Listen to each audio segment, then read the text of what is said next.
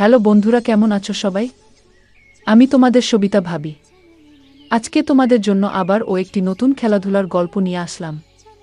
কথা দিচ্ছি, গল্পটি শেষ পর্যন্ত শুনলে ধরে রাখতে পারবে না, বের হয়ে যাবে। বন্ধুরা, প্রতিদিন এমন গরম গরম গল্প পেতে অবশ্যই চ্যানেলটি সাবস্ক্রাইব করে রাখবে। তো চলো গল্প শুরু করি। বোনের শ্বশুর রাতে আমার রুমে এসে আমার সাথে যা করে শুনলে আপনার আত্মা কেঁপে উঠবে। আপনার মেশিন দিয়ে পানি চলে আসবে, আপনি হাতের কাজ করতে বাধ্য হবেন।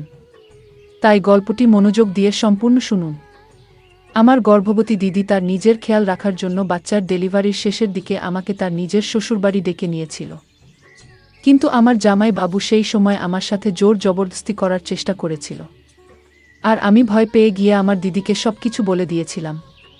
কিন্তু আমার দিদি আমাকে বলল, তোমাকে এগুলো করতেই হবে, না হলে বাইরের লোকের আঘাত অতটা কষ্ট দেয় না যতটা নিজের লোকের আঘাতে দেয়। আমার সাথেও কিছুটা এরকমই হয়েছিল। আমার এই গল্প আপনার শরীরের লোম খাড়া করে দেওয়ার মতো গল্প। কোনোভাবেই আমার নষ্ট হওয়ার পিছনে বাইরের কোনো লোক ছিল না। আমার এই গল্পটা আপনাদের কাছে পৌঁছানোর উদ্দেশ্য এটাই যে আপনারা সমস্ত বিষয়ে সাবধান থাকুন। আমার নাম নিপা। আমরা দুজন বোন ছিলাম। আমার বড় আপু নীল। আর বিয়ের সময় আমার মাত্র 14 বছর বয়স ছিল। আমাদের দুই বোনের বয়সের মধ্যে খুব একটা তফাৎ ছিল না, কিন্তু আমার দিদি আমার একমাত্র বোন ছিল। আর এই জন্য তার বিয়ের সময় আমাকে দেখে খুব খারাপ অবস্থা হয়েছিল। আমার জামাই বাবু আসে বিদায়ের পর, আমাকে ভালোবেসে আমায় তার পাশে বসাল। আর আমার হাত ধরে বলতে লাগলো, নিপা, তাদের কি আছে? শালি তো আদি ঘরওয়ালি হয়। তোমার যখন মন চাইবে আমাদের ঘরে চলে আসবে। জামাই বাবুর এ কথা শুনে আমি ভীষণ খুশি হয়ে গেলাম। দিদি বিয়ে করে অন্য শহরে চলে গেল। আশিক জামাই বাবু বলতে লাগলো, যখনই তুমি তোমার দিদির কাছে আসবে তখন আমি নিজে তোমাকে আমাদের শহরে ঘোরাবো। দিদি বিদায়ের পর চলে গেল, কিন্তু আমার মনে ইচ্ছা হলো যে কখন আমি আমার দিদির বাড়ি যাব আর খুব মজা করব। দিদির বিয়ে হয়েছিল 1 বছর হয়ে গিয়েছিল, কিন্তু আমি তার শহরে যেতে পারিনি। পুরো 1 বছর পরে দিদি আমাদের বাড়ির কাছাকাছি এসে ঘুরে গেছিল, আর আশিক জামাই বাবু তার সাথে ছিল।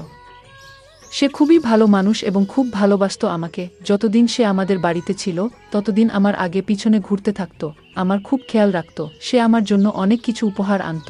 আমার কোনো ভাই ছিল না, এজন্য আমার তার প্রতি খুব ভালোবাসা ছিল। আন্তরিক তার নাম ছিল।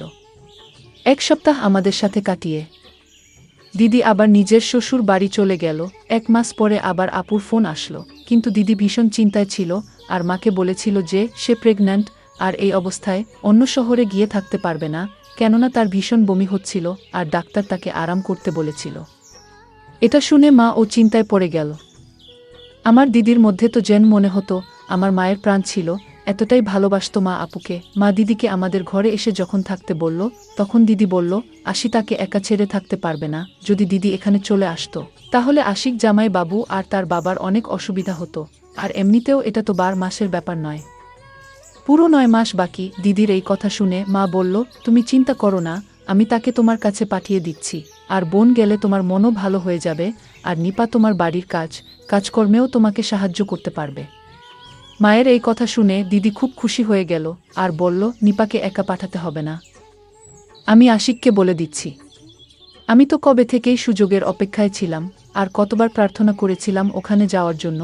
আর এই জন্য সঙ্গে সঙ্গে আমি খুশি হয়ে গেলাম। আর খুশিতে আমি নিজের জিনিসপত্র গুছিয়ে নিলাম। মাছি হওয়া একটা আলাদাই খুশি আমার মধ্যে ছিল। 2 দিন পরে জামাই বাবু আমাকে নিতে আসলো, আর আমি তার সাথে আমার বোনের কাছে অন্য শহরে চলে এলাম, দিদির শ্বশুর বাড়িতে। শুধুমাত্র আশিক জামাই বাবু আর তার শ্বশুর ছিল, এজন্য আমার সেখানে থাকতে কোনো অসুবিধা হয়নি। দিদির শ্বশুর বাড়িতে শাশুড়ি নন্দের কোনো ঝামেলা ছিল না। দিদি আমাকে দেখে ভীষণ খুশি হয়ে গেল। দিদি আগে থেকেই আমার জন্য আমার পছন্দের খাবার তৈরি করে রেখেছিল। আমার থাকার জন্য সামনে একটা ঘর আমাকে দিয়ে দিয়েছিল। দিদির শ্বশুরকে সালাম করতে আমি যখন তার ঘরে গেলাম তখন তার অদ্ভুত কান দেখলাম সে বিছানায় পড়ে থাকা একজন অসুস্থ লোক, আর আমাকে দেখে অদ্ভুত কথা বলতে লাগল। দিদি আমার হাত ধরে তার শ্বশুরের ঘর থেকে আমাকে বাইরে নিয়ে আসলো আর বলতে লাগলো তার শ্বশুর অনেক বছর ধরে অসুস্থ, এই জন্য মাঝে মধ্যে সে উল্টোপাল্টা কথা বলে ফেলে। তার ঘরে আর যেন আমি না যাই, আর আমার ওই ঘরে যাওয়ার কোনো দরকার নেই। তাও দিদি আমাকে বলে দিন, দিদির শ্বশুর দিদির বিয়েতেও আসেনি আমাদের বাড়ি। আশিক জামাই বাবু সম্বন্ধে আমার বাবার কোনো একটা বন্ধু দিদির সাথে করিয়েছিল। আমার দিদির শ্বশুরের সাথে আমার এই প্রথম দেখা হয়নি। আর সত্যিই তো এটাই ছিল যে আমি তার শ্বশুরের সাথে দেখা করে ভীষণভাবে ভয় পেয়ে গিয়েছিলাম। আমি দিদির ঘরে এসেছি 2 দিন হয়ে গেল, আমি আর তার শ্বশুরের ঘরে যাইনি। আশিক দুলাভাই আমার খুব খেয়াল রাখে, আর দিদির শরীর ভালো না থাকার জন্য দিদি বেশিরভাগ সময় বিছানায় শুয়ে কাটায়। সারা ঘর আমি সামলে নিয়েছিলাম, কিন্তু একদিন এমন কিছু হয়ে গেল যে আমার গায়ে কাটা দিয়ে উঠল। রাত্রিবেলা খাবার পর রান্নাঘর পরিষ্কার করে আমি যখন ঘরে এলাম, আমি ভাবলাম যে আমি স্নান করে আসি। গরম এত বেশি পড়েছে যে পুরো ঘেমে গিয়েছিলাম। আমি স্নান করার জন্য আমার ঘরের বাথরুমে ঢুকে গেলাম। কিছুক্ষণের মধ্যেই আমি যেন অনুভব করলাম যে কেউ আমাকে দেখছে। প্রথম আমার মনে হয়েছিল যে এটা আমার ভুল, কিন্তু হঠাৎ করে আমার নজর বাথরুমের জানালার কাছে যখন পড়ল, তখন আমি অবাক হয়ে গেলাম। ওখানে কোনো একটা ছায়া যেন আমার উপর নজর রেখেছিল। আমি দেখতে পেলাম, আর আমার বিশ্বাস হয়ে গেল যে কেউ লুকিয়ে লুকিয়ে আমাকে দেখছে। ব্যাপারটা আমি পুরো ঘাবড়ে গেলাম। আমি তাড়াতাড়ি জামা কাপড় পরে নিলাম আর দৌড়াতে দৌড়াতে বাইরে বেরিয়ে এলাম। দিদির ঘরে যখন গেলাম, তখন দিদি আর জামাই বাবু আরাম করে একসাথে বিছানায় শুয়েছিল। আমি তাড়াহুড়োতে তাদের ঘরের দরজায় টোকা দিতে ভুলে গিয়েছিলাম। এবার তাদের দুজনকে একসাথে দেখে আমি লজ্জা পেয়ে গেলাম। জামাই বাবু উঠে বসে পড়ল আর বলল, ভিতরে চলে এসে নিতা, দরজায় দাঁড়িয়ে কি করছো? আমি বুঝতে পারছিলাম না যে আমার কি করা উচিত। আমি তাকে কি করে বলতাম যে বাথরুমের জানালা দিয়ে কেউ আমাকে যেন দেখছিল। মনে হলো কোনো একটা ছায়া দেখতে পেলাম, যেন মনে হলো আমি এমনি বলে দিয়েছিলাম যে দিদির কাছে জিজ্ঞেস করতে এসেছি দিদি দুধ খাবে কি না। দিদি বলল, তুমি আরাম করো, বাকি কাজটা শেষ করে দেবে। আমি দিদির ঘর থেকে বেরিয়ে যখন আমার ঘরে ঢুকেছিলাম, তখন দেখতে পেলাম দিদির শ্বশুর বারান্দা দিয়ে হেঁটে নিজের ঘরে যাচ্ছে। আমাকে ভীষণ অদ্ভুত চোখে এসে তাকাতে লাগলো আর বলতে লাগলো, তুমি খুব সুন্দরী, নিজের খেয়াল রেখ। কিন্তু এই কথা শুনে আমি রেগে গেলাম। ভাবতেও পারিনি যে সে আমাকে এই ধরনের কথা বলতে পারে। আমি ভয় পেয়ে গিয়ে আমার ঘরে চলে গেলাম। সারা রাত আমি জেগে রইলাম আর জেগে কাটিয়ে দিলাম এসব ভেবে যে দিদি তো বলেছিল যে তার শ্বশুর পুরোপুরি অসুস্থ আর সে ঘর থেকে বেরোতেও পারে না। তাহলে এত রাতে সে বারান্দায় কিভাবে গেল আর সে কি করছিল? ব্যাপারটা তো খুব অদ্ভুত, আমাকে খুব ভাবিয়ে তুলেছিল। বাথরুমের জানালার কাছে যেটা ছিল সেটা কি শুধুমাত্র আমার চিন্তা, নাকি সত্যি ওটা কি আমার চিন্তা ছিল? ওটা দিদির শ্বশুর ছিল না তো? এই প্রশ্নটা আমাকে পাগল করে দিচ্ছিল। পুরো রাত এমনি তাকিয়ে তাকিয়ে আমি কাটিয়ে দিলাম। তারপরের দিন সকালবেলা জামাই বাবু অফিস যাবার সময় বলে গেল, নিপা, আমি বিকালবেলা তাড়াতাড়ি চলে আসব আর তোমাকে শপিংয়ের জন্য বাজার করতে নিয়ে যাব, তুমি বিকালবেলা রেডি থেকো। এটা বলতে বলতে হঠাৎ সে আমার কাছে চলে আসলো আর আমার গালে হাত দিল আর অফিসে চলে গেল। দিদির পিছনেই দাঁড়িয়েছিল। দিদি বলল যে আশি তোমাকে ভীষণ ভালোবাসে, তোমার অনেক খেয়াল রাখে। তুমিও চেষ্টা করো ওর খেয়াল রাখার, কেননা আমি আশিকে খেয়াল রাখতে আজকাল খুব একটা পাই না, ও ভীষণ ক্লান্ত হয়ে যায়। দিদির এই কথা শুনে আমি বললাম, তুমি চিন্তা করো না, আমি আশির ভাইয়ের যথেষ্ট খেয়াল রাখব। বিকালবেলা আমি সেজে গুজে তৈরি হয়ে গেলাম। তারপর আশিরদা আমাকে শপিং করতে নিয়ে গেল। সে দিদির থেকে বেশি তো আমার জন্য শপিং করলো। আমি ভীষণ খুশি ছিলাম, কিন্তু আমি কি করে জানতাম যে আমার এই খুশি বেশ কিছুদিনের জন্য, মাত্র কয়েকদিনের জন্য মাত্র। সেই রাতে আমি ভীষণ ক্লান্ত হয়ে ঘুরে এলাম আর খাবার খেয়ে চলে গেলাম বিছানা আর শুয়ে ঘুমিয়ে পড়লাম। মাঝরাতে হঠাৎ করে কারেন্ট চলে গেল আর আমার গরম লাগতে চোখ খুলে গেল ঘুম থেকে। যেন এমন মনে হলো যে কেউ আমার বিছানা রয়েছে। ঘরের মধ্যে এত অন্ধকার ছিল যে আমি কিছু দেখতে পেলাম না। আর হঠাৎ করে যেন কেউ একজন আমার কাছে আসা শুরু করলো। আমার দম বন্ধ হতে থাকলো, আমি চেঁচাতেও পারিনি। কিন্তু যখন বুঝলাম যে আমার সাথে কিছু বাজে হতে চলেছে, আমি আমার সব শক্তি দিয়ে জোরে ধাক্কা দিলাম তাকে। সে আন্দাজ করতে পারেনি যে আমি তাকে এত জোরে ধাক্কা দেব। সে একদমই পিছনে সরে গেল আর পালিয়ে গেল আমার ঘর থেকে।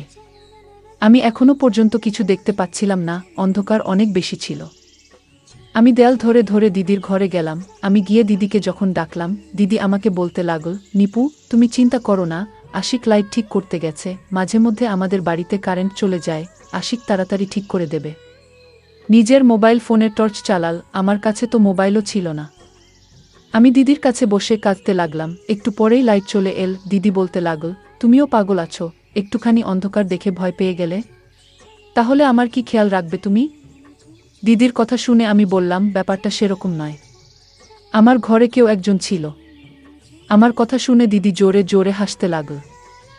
বল যে আশিক আমার সাথে আমার ঘরে ছিল, আমার শ্বশুর ঘর থেকে বেরোতেই পারেন না, তুমি অন্ধকারের জন্য ভয় পেয়ে গেছো, কোনো ব্যাপার না। আমি জানি না আমি দিদিকে কিভাবে বিশ্বাস করব যে আমার ঘরে সত্যিই কেউ ছিল, কিন্তু সেটাকে ছিল, আমি বুঝতেই পারছিলাম না। যদি আশিক দুলাভাই দিদির সাথে থাকে তাহলে আমার ঘরে কি ছিল?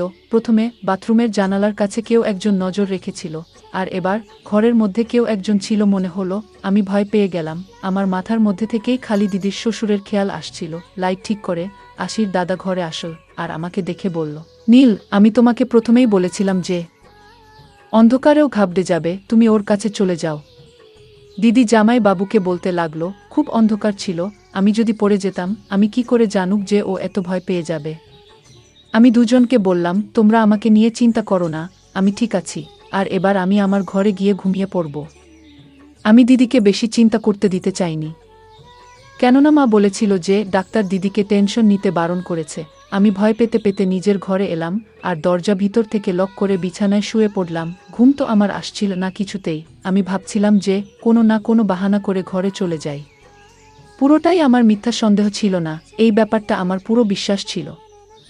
কেউ আমায় একাকিত্বের সুযোগ নেওয়ার চেষ্টা করছিল। পরের দিন আসি দাদা কোনো একটা কাজের জন্য কিছুক্ষণের জন্য দুপুরবেলা অফিস থেকে ঘুরে আসলো। ওই সময় দিদি ওষুধ খেয়ে নিজের ঘরে গভীর ঘুমে ঘুমাচ্ছিল, আর আমি রান্নাঘরে খাবার তৈরি করছিলাম। আর আমাকে সে পেছন থেকে জড়িয়ে ধরেছিল। আমি তার থেকে এই ব্যবহার একেবারেই আশা করিনি। আমি ভয় পেয়ে নিজেকে তার থেকে ছাড়িয়ে নেওয়ার চেষ্টা করতে লাগলাম। আমার আওয়াজ যেন আমার গলার মধ্যে আটকে গেল, আর আমি কিছু বলতে পারলাম না। কিন্তু আশিক তো আমাকে ছাড়ার বদলে আরও জোরে জড়িয়ে ধরল আর বলতে লাগলো যে তুমি এত সুন্দরী, তোমার থেকে নজর ঈশ্বরে না। আমি অনেক চেষ্টা করে তার হাত থেকে নিজেকে ছাড়ালাম আর রান্নাঘর থেকে বাইরে পালিয়ে গেলাম দূরে। তখন আশিক আরও বলতে লাগলো যে তোমাকে স্নান করার সময়ও খুব সুন্দর লাগে, আর আমার মোবাইলে তোমার ভিডিও আছে। জামাই বাবুর এই কথাগুলো আমার জেমদম বন্ধ হয়ে আসছিল। আমি ভাবতেও পারিনি যে এই লোকটা এত নোংরা একটা লোক। আমি কাঁদতে কাঁদতে যখন জামাই বাবুর দিকে তাকালাম, তখন সে বলতে লাগলো, আমি তোমার সাথে শুধুমাত্র প্রেম ভালোবাসার কথা বলতে চাই। আর বলতে বলতে আমার দিকে এগিয়ে আসলো, আর আমি ঘরে চলে গেলাম এবং নিজেকে ভেতর থেকে লক করে দিলাম। কিন্তু আমি ভয়ে কাঁপতে লাগলাম। আমি আজ আমার জামাই বাবুর এমন রূপ দেখলাম যে এর আগে কখনো দেখিনি। আমি তো তাকে দাদা ভেবেছিলাম, কিন্তু সে তো আমার মান ইচ্ছের বিরুদ্ধে গিয়ে আমার শত্রু বের হলো। জানি না কবে থেকে তার বাজে নজর আমার উপর পড়েছে, আমি খেয়াল পর্যন্ত করিনি। আশিদা কিছুক্ষণের জন্য অফিস থেকে ঘরে এসেছিল, আর তাই সে আবার চলেও গেল অফিসে। আর আমি ঠিক করে নিয়েছিলাম যে আমি আর এক মুহূর্ত এখানে থাকব না। বিকেলবেলা যখন দিদি নিজের ঘর থেকে উঠে আমার কাছে আসলো, তখন কেঁদে কেঁদে আমার পুরো চোখ ফুলে গিয়েছিল। সে বিরক্ত হয়ে জিজ্ঞেস করতে লাগলো, কি হয়েছে, কি ব্যাপারে তুমি এত কাঁদছ? আমি দিদির কাছে সত্যিটা লুকিয়েছিলাম, কেননা ওনার অবস্থা এমন ছিল না যে আমি জামাই বাবুর ব্যাপারে এত বড় কথা বলবো। আমি কাঁদতে কাঁদতে বললাম, খুব মা, বাবার কথা মনে পড়ছে, আমি বাড়ি যেতে চাই। কথাটা শুনে দিদি আমাকে জড়িয়ে ধরে বলল, মাত্র এইটুকু ব্যাপার, তার জন্য তুমি কেঁদে কেঁদে তোমার চোখ ফুলিয়ে দিয়েছ? তুমি চিন্তা করো না, আমি আশিককে বলব যে তোমাকে বাড়িতে পৌঁছে দিতে। জামাই বাবুর সঙ্গে এক শহর থেকে অন্য শহরে যাবার কথা ভেবে আমার সারা গায়ে ভয়ে কাটা দিয়ে উঠল। আমি দিদিকে বললাম, বাবা আমাকে নিতে আসুক। দিদি বলল, ঠিক আছে, ভালো কথা, এই উসিলায় বাবার সাথে আমার দেখা হয়ে যাবে। আমি দিদির কথা শুনে খুশি হয়ে গেলাম। আর দিদি যে এমাত্র আমার কাছ থেকে উঠে নিজের ঘরে গেল, তখনই তার জোরে চালানোর আওয়াজ শুনতে পেলাম। আমি সঙ্গে সঙ্গে দিদির ঘরে গেলাম। আমি গিয়ে যা দেখলাম তা দেখে আমার হুঁশ উড়ে গেল। দিদি বিছানার পাশে পড়ে গিয়েছে আর নিজের পেট ধরে জোরে জোরে চেঁচাচ্ছে। আমি দিদিকে উঠিয়ে বিছানায় শোয়ালাম। অনেকক্ষণ তার কাছে বসে রইলাম। তার অবস্থা আমার ঠিক মনে হলো না। আমি দিদিকে বললাম, ডাক্তারের কাছে চল। কিন্তু দিদি বারণ করে দিল আর আমার হাত ধরে বলল, আমাকে ছেড়ে তুমি যেও না, এই অবস্থায় আমি একা থাকতে পারবো না। আজ তুমি ছিলে, আমাকেও তাহলে আমার খেয়াল রাখলে, কিন্তু তুমি যাবার পর যদি এরকম কিছু হয় তাহলে তো আমার বাচ্চা মরে যাবে। দিদির এই কথা শুনে আমি ভীষণ চিন্তায় পড়ে গেলাম। খানিকটা বাধ্য হয়ে আমি কিছুদিন থেকে যাওয়ার কথা ভাবলাম আর দিদিকে বললাম, তুমি একদম চিন্তা করো না, আমি তোমার সাথে আছি। আমার কথা শুনে দিদি খুব খুশি হলো আর আমাকে জড়িয়ে ধরল। জামাই বাবুও বাড়ি চলে এসেছিল। দিদি জামাই বাবুকে বলল, পড়ে যাওয়ার জন্য তার শরীর খুব খারাপ লাগছে, এটা শুনে জামাই বাবু বেশ চিন্তায় পড়ে গিয়েছে। দেখলাম সে আমায় বলল, নিজের দিদির জন্য জুস বানিয়ে নিয়ে এসো। আমি রান্নাঘরে গিয়ে সবার জন্য জুস বানাতে লাগলাম। আরও একবার আশি তার রান্নাঘরে চলে আসলো আর আমার সাথে জবরদস্তি করার চেষ্টা করল। আমি আশিক ডেকে ধাক্কা দিলাম আর রেগে গিয়ে বললাম, তোমার লজ্জা করে না? তোমার বউয়ের শরীর এত খারাপ আর তুমি নিজের তালিকার সাথে এরকম নোংরামো করছো? জামাই বাবুর উপর আমার কথার কোনো প্রভাব পড়ল না। সে আমার সাথে আবার জোর জবরদস্তি করতে লাগল। আমার চেঁচানোতে দিদি চলে আসলো। আমি এতটা ঘাবড়ে গিয়েছিলাম যে দিদির যে অবস্থা সেটা না ভেবে আমি তাকে জামাই বাবুর সমস্ত শক্তি বলে দিয়েছিলাম।